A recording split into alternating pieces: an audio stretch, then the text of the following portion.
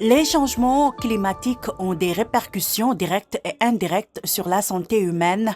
Aujourd'hui, c'est un enjeu majeur, une urgence sanitaire qui ne peut plus être ignorée. Au Sénégal, nous en voyons déjà les manifestations, les vagues de chaleur qui éprouvent les personnes âgées et les enfants, l'insécurité alimentaire qui fragilise la santé nutritionnelle de nos communautés, l'émergence des maladies à potentiel épidémique liées aux perturbations écologiques, sans oublier, je ne vais pas l'oublier, la pollution atmosphérique, qui est le trait d'union invisible mais mortel. Pour faire face à ce défi de manière concrète et efficace, le Centre de suivi écologique et le Centre africain de recherche pour la population et la santé ont choisi d'unir leurs forces autour d'une approche inclusive et multisecteur. Les enjeux sanitaires liés au climat et à l'environnement de façon générale deviennent de plus en plus une question prégnante au niveau du pays. Vous vous rappelez la maladie de la vallée du Rift qui a fait beaucoup de dégâts.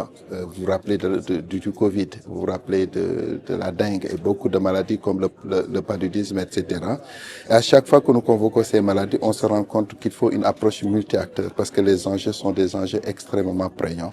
Et l'approche multi-acteurs nécessitait qu'il y ait une fédération institutionnelle entre nos différentes structures. Justement, cet atelier se veut l'acte fondateur d'une nouvelle manière de penser et de piloter les politiques publiques à l'interface climat-santé.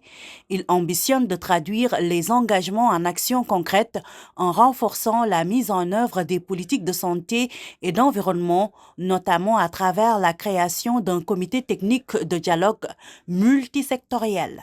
Le comité technique climat-santé que nous allons mettre en place aujourd'hui devra remplir 3 missions essentielles. D'abord, coordonner pour éviter la dispersion des énergies et des ressources. Ensuite, informer pour que les décisions politiques soient fondées sur des données scientifiques robustes. Et également mobiliser pour attirer vers le Sénégal les financements climat nécessaires à l'adaptation de notre système de santé. On ne peut pas gérer quelque chose sans pouvoir la mesurer. Et le fait de croiser les évidences nous permet justement de pouvoir apporter des réponses à la dimension des enjeux qui se posent. La composition du comité sera arrêtée au terme de cette rencontre. Ce cadre servira également à définir une feuille de route claire avec des priorités précises et un calendrier d'action.